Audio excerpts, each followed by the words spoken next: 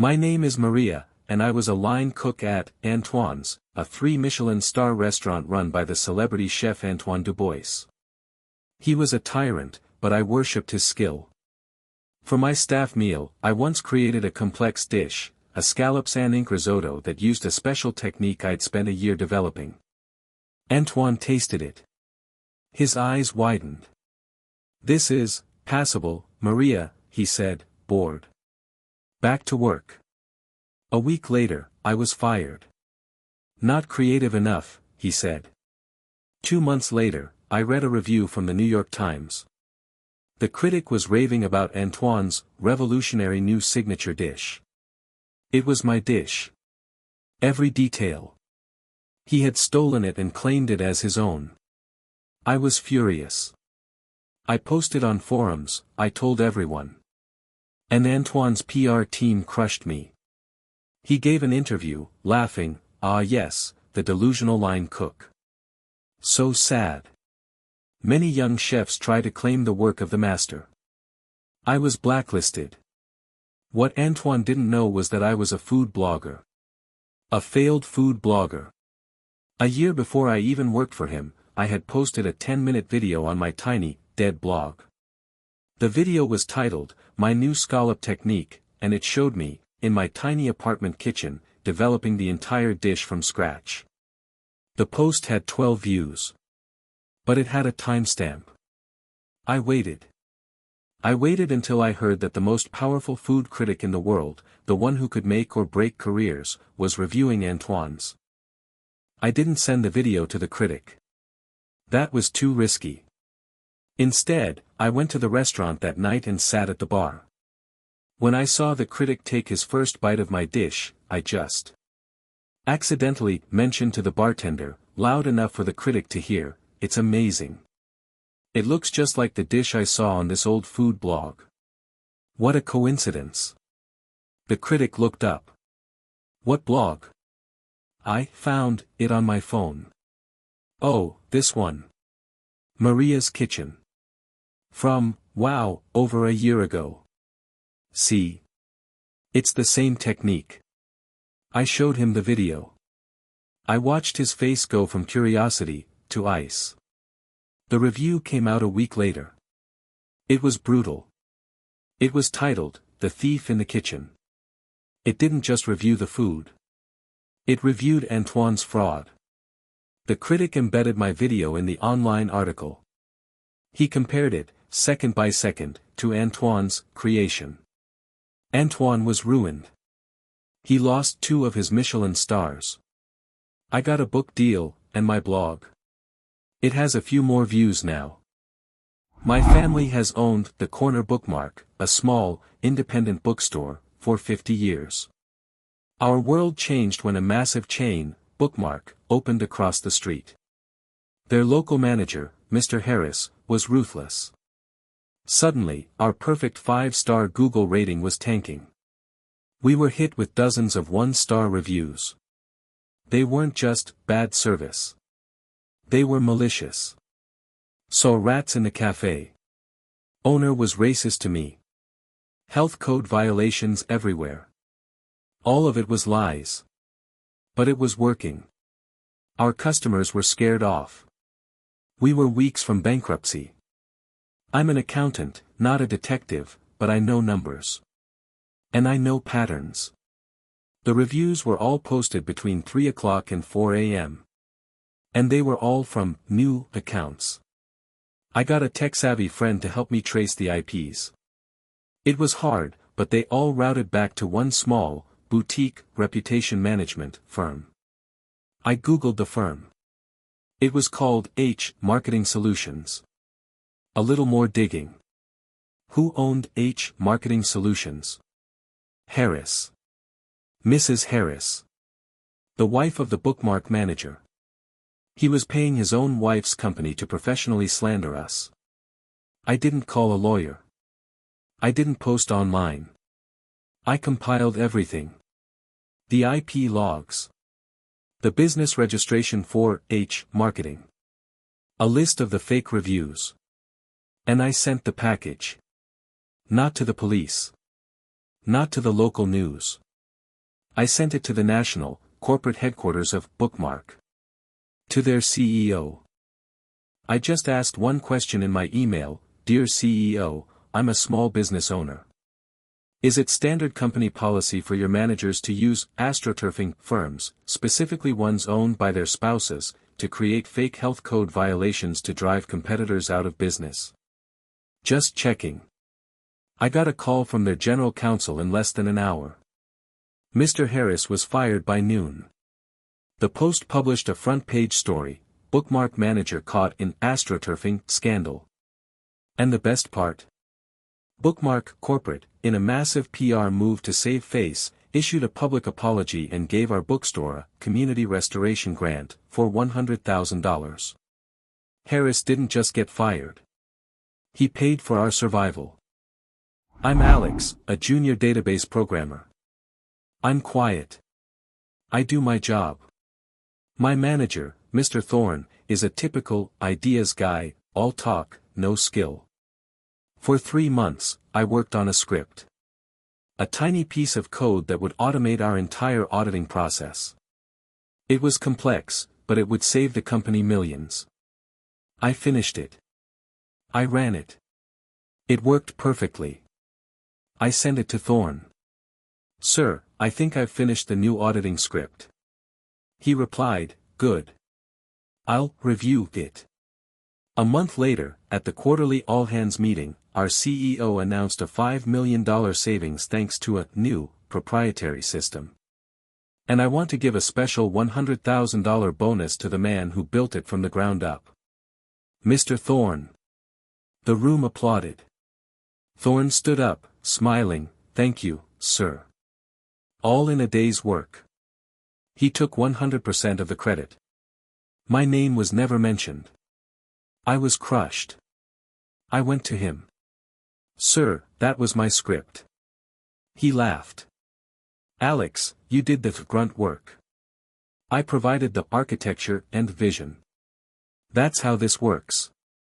Know your place. I said nothing. I just went back to my desk. I waited. I waited a full year. The company was being acquired. The new parent company sent in a team of high-level auditors to review all our proprietary assets. This was my moment. I found one of the lead auditors in the break room. Excuse me, I said, I just want to make sure you guys are checking all the code. Especially the Auditor v3 script. It's the crown jewel. He nodded. Of course. We're auditing it right now. Great, I said. Just, pay close attention to the comment block on line 500. Have a nice day. An hour later, I was called into the main conference room. The VP was there. The auditors were there. And Mr. Thorne was there. Mr. Thorne, the lead auditor said, we're reviewing the V3 script. Can you explain the signature on line 500? Thorne went pale. Signature. Yes. A digitally encrypted timestamp and signature. It reads, property of Alex Reed. Compiled, October 14, 2024. If you're not Alex, you didn't write this. Thorne started to stammer. That's a joke, a protocol. The VP just stared at him. You took a $100,000 bonus for this. And you're not Alex. Thorne was fired. And my new bonus? It was a lot more than his. My best friend, Jessica, was marrying a guy named Greg. He was a perfect guy, rich, handsome, and a complete, manipulative fraud. I saw the way he talked to her, the way he subtly put her down. But she was in love. Greg hated me. He knew I saw through him. A week before the wedding, Jessica's $10,000 wedding deposit vanished from her account. Greg, the hero, found evidence. An email, from me, to a wedding planner, discussing payment. It was a fake email, but it looked real. Greg told Jessica I was trying to sabotage the wedding out of jealousy. Jessica, blinded by love and stress, believed him. She called me, crying, "How could you, Chloe? Stay away from me. Stay away from my wedding. I was uninvited. Framed." But Greg made a mistake. A month before, he had asked me to set up the technical side of the reception. That included the cloud-based slideshow of their love story. He had kicked me out of the wedding. But he never revoked my admin access to the cloud folder. The day of the wedding. I was at home, heartbroken. But then, a message. From Greg's cousin. "Hey, Chloe. I know what Greg did. He's a monster. He's been bragging about it in a group chat. And he sent me the screenshots." Greg, laughing. "I'm finally rid of Chloe. The fake email worked perfectly. Now Jessica will finally be all mine." I looked at the clock. The reception was starting. I logged into the cloud folder. There was his perfect 10-minute slideshow. I deleted it. And I uploaded a new file. A simple .pptx. It had 5 slides. Slide 1, "I'm finally rid of Chloe. The fake email worked perfectly." Slide 2, "A small price to pay to get her out of the picture." Slide 3, "Now Jessica will finally be all mine." Slide 4, "She's just lucky I'm marrying her." Slide 5, "Congratulations, Greg. You got caught. Chloe." I called the venue. "Hi, this is the maid of honor's assistant. The DJ is having trouble with the slideshow file. Can you please just hit play on the new file named final_slideshow.pptx from the main computer? Thank you." My phone lit up 10 minutes later. It was Jessica. Greg, the groom, was giving his speech. And now, a look at our perfect love story. The lights dimmed. And my slides came up. I heard screaming. I heard a gasp. I heard Jessica's voice, "Greg, what is this?" The wedding did not continue. Greg got what he deserved. And Jessica? She's my best friend again. My name is Tom, and I was a history PhD student. My advisor was Dr. Alastair Finch, a man famous for his groundbreaking books. My thesis was on a very niche subject, maritime trade routes in the 17th century. I'd found a trove of untranslated ship logs. It was original, new research. I brought my findings to Finch. He was ecstatic. "Tom, this is brilliant. Keep digging. Bring me all your translations." For a year, I fed him my research. When it was time to defend my thesis, he failed me. He said my conclusions were weak and my sources were unverified. I was stunned. He destroyed me. I was kicked out of the PhD program. My academic career was over. 2 years later, I'm working in a coffee shop. And I see it. The New York Times bestseller list. The Ocean's Veins, by Dr. Alastair Finch. The cover. A 17th century ship. I opened the book. It was my thesis. My research. My translations. My conclusions. He had stolen my entire academic life and published it under his name. I was broke. I had no power. But I'm a careful researcher. And I always knew Finch was slippery. In my PhD program, I had a digital audio recorder. I recorded every single meeting I ever had with Finch, just so I wouldn't miss any of his brilliant notes.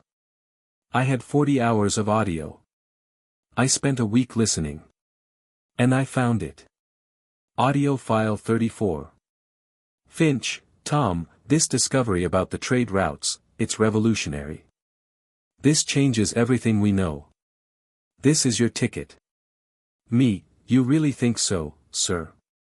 Finch, I know so. This is Pultizer-level work, my boy. Now, make sure I have all your translations. I didn't go to the dean. The dean was his friend. I waited for the Annual History Association Gala, where Finch was the keynote speaker. I got a press pass from a small, local history podcast. During the Q&A, I stepped up to the microphone. Dr. Finch, a question. Tom Reed. We worked together on your book. He went pale.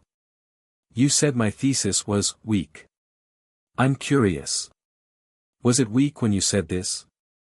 I held my phone up to the microphone. And I played the audio. This is revolutionary. This changes everything we know. This is Pultizer-level work, my boy. The entire ballroom, filled with every important historian and publisher, went silent. Finch just stared at me.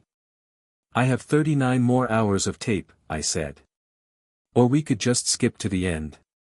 The university launched a massive investigation. Finch was fired for academic fraud. The book was pulled. And me?